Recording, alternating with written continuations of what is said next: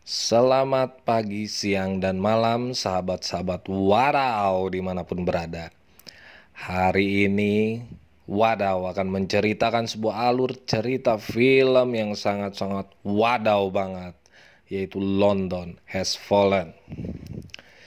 Cerita berawal di provinsi Punjab, 50 mil utara Lahore, Pakistan. Barkawi sedang berada di istananya yang megah. Anak lelakinya yang bernama Kamran datang menemuinya dan memberitahukan bahwa Kamran telah membunuh seorang jenderal. Dan tepat pada hari itu, Barkawi sedang melangsungkan pesta pernikahan anak perempuannya. Seorang agen lapangan MI6 yang menyamar mengirimkan pesan ke Pentagon yang isinya Barkawi berada di posisi. Melalui satelit, tempat pernikahan lalu menjadi target pengeboman.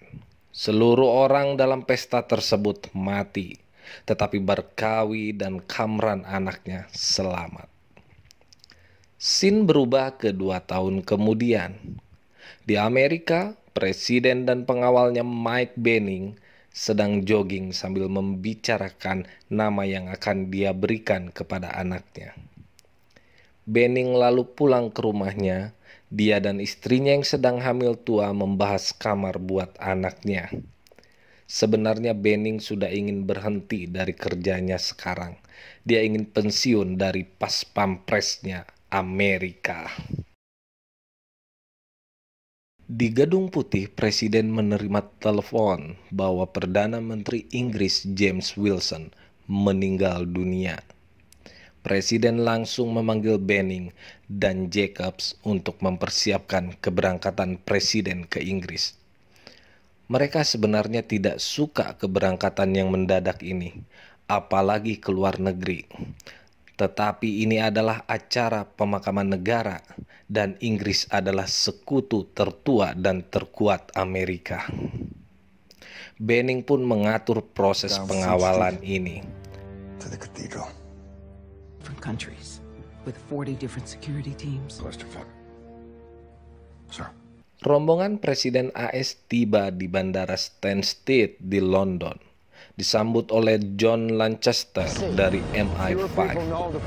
Turun dari pesawat, Presiden dijemput oleh 3 helikopter menuju Somerset House. Dari situ lalu menaiki mobil kepresidenan menuju lokasi. Setiap kepala negara menggunakan pengamanan dan rute yang berbeda. Scene lain menunjukkan kanselir Jerman Agnes Brucker di Istana Buckingham. Menteri Luar Negeri Kanada berada di jalan menggunakan mobil menuju lokasi. Perdana Menteri Italia Antonio Gusto berada di Westminster Abbey. Perdana Menteri Jepang Sutomu Nakushima di dalam mobil di jembatan Chelsea. Presiden Prancis Jacques Maynard berada di perahu menggunakan jalan sungai. Sesampainya Presiden AS di lokasi, mulailah aksi teror yang sangat wadaw.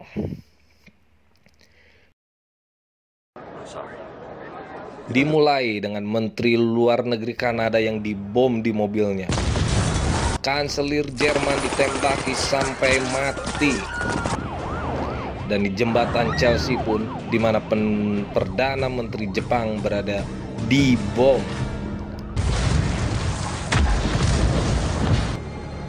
Presiden Prancis dibom di sungai.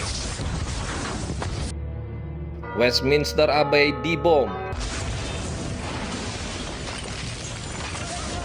Dan Presiden Amerika pun diserang habis-habisan oleh polisi palsu.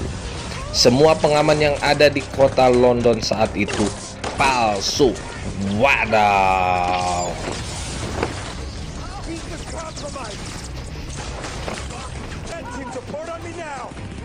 Benning dengan cekatan melindungi presiden, tapi dia pun kewalahan dan meminta pertolongan.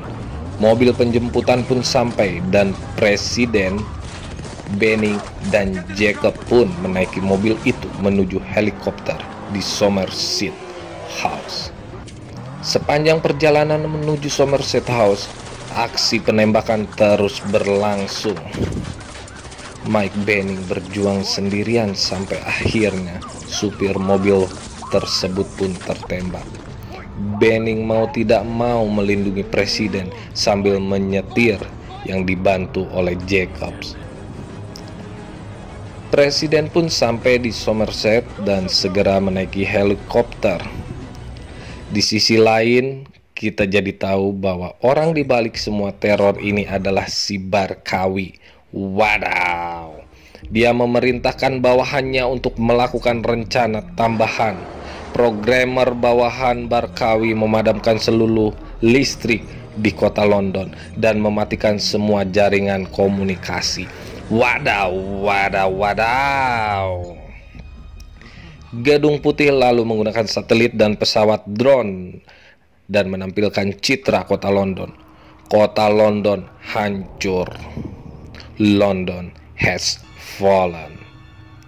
Di sisi lain, Gedung Putih merasa senang dikarenakan presiden sudah dievakuasi menggunakan helikopter dan dikawal oleh 2 buah helikopter menuju Bandara Stansted, di mana pesawat nomor 1 Amerika, Air Force One, berada. Tetapi kabar baik itu hanya hitungan menit. Teroris menembaki mereka satu demi satu. Helikopter pengawal presiden hancur oleh tembakan basoka dari darat. Setelah tidak ada tameng lagi, akhirnya helikopter yang ditumpangi oleh presiden pun tertembak juga dan jatuh. Kejadian itu menyebabkan pilot dan Jacobs pun meninggal. Tinggal mereka berdua saja, presiden dan Benning. Tempat jatuhnya helikopter diketahui oleh teroris. Mereka pun mengejar presiden dan Benning dengan puluhan motor. Lalu Barkawi pun melakukan telekonferensi ke Gedung Putih. Barkawi menginginkan presiden Amerika. Sudah pasti Trumbull tidak akan memberikan presidennya. Tim harus menemukan presiden lebih dahulu sebelum teroris. Presiden dan Benning berhasil kabur ke pusat kota. Tetapi memang teroris ada di mana-mana. Terjadi juga tembak-menembak di kereta bawah tanah.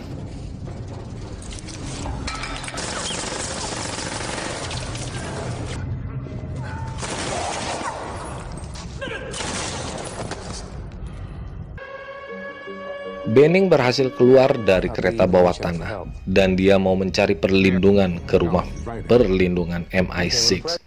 Benning pun memberikan kode ke Gedung Putih kalau Benning membawa presiden ke rumah perlindungan itu. Trumbull meminta Inggris agar menarik mundur semua personel. Jadi siapapun yang bertahan, mereka adalah teroris.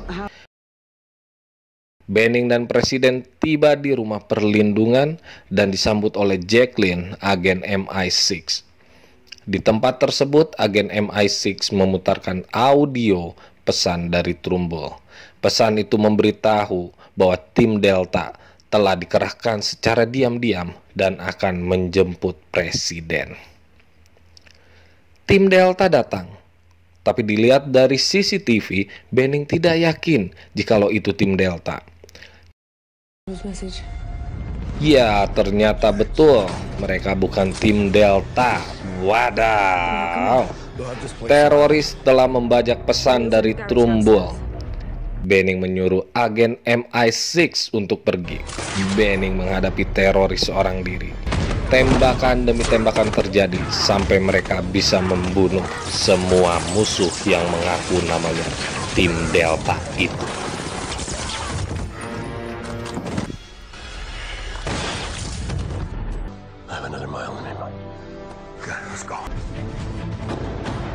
Benning dan presiden membawa mobil menuju kantor kedutaan Amerika.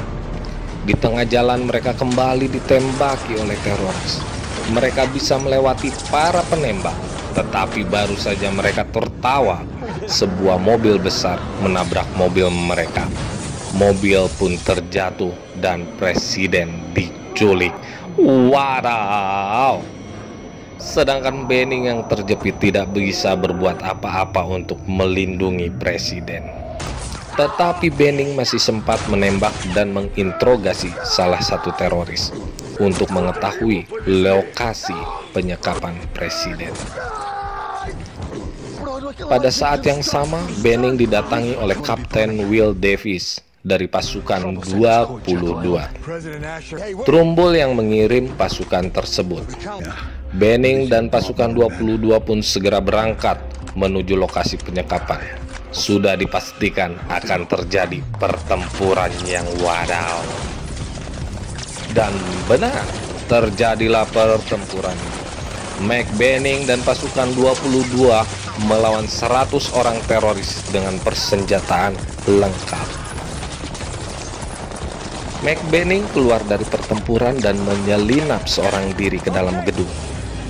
Benning memasang bom yang pemicunya ada di Kapten Will Davis, sembari dia membunuh satu demi satu para teroris.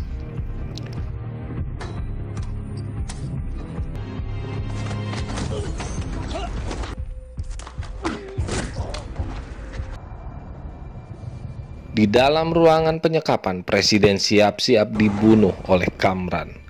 Dan proses pembunuhan itu disiarkan secara langsung, live.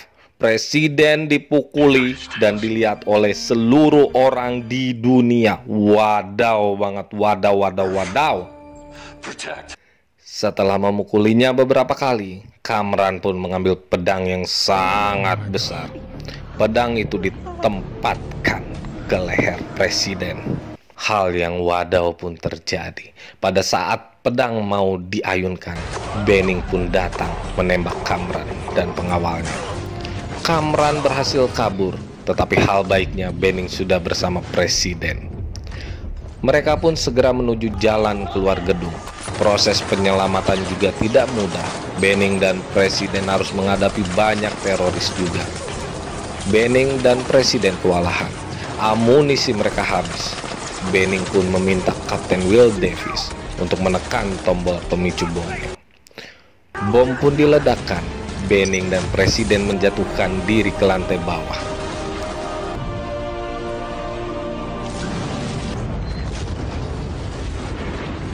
Dan mereka pun selamat. Wadaw.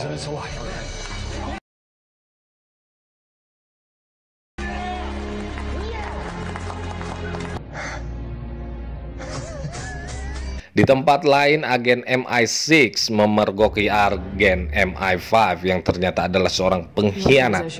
Dan agen MI6 pun menembak agen MI5.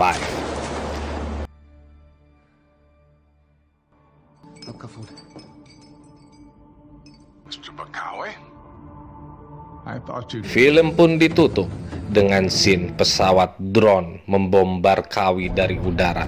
Barkawi yang wadaw pun hancur jadi debu.